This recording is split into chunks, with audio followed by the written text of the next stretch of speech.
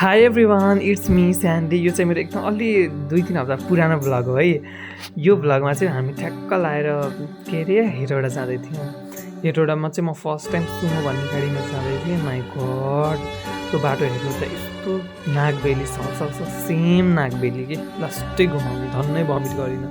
अनि बाटोमा त सानो नानी बाबुहरूले लालीगुराँस पो बेच्दै रहेछन्। अनि त्यही लालीगुराँस किनेको, लालीगुराँस टेस्ट गरेँ मैले फर्स्ट टाइम चाहिँ। है मिठो हुने रहेछ, अलिअलि अमिलो।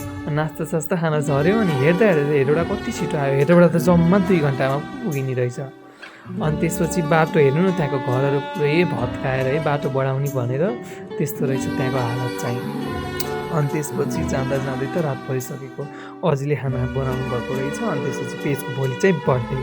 अनि त्यसको अलिअलि तयारी गऱ्यौँ। यति गर्दा गर्दै म निद्रा आएर भुसुक्कै सुतेँ। Good night guys. अर्को भ्लग हेरिदिनु ल।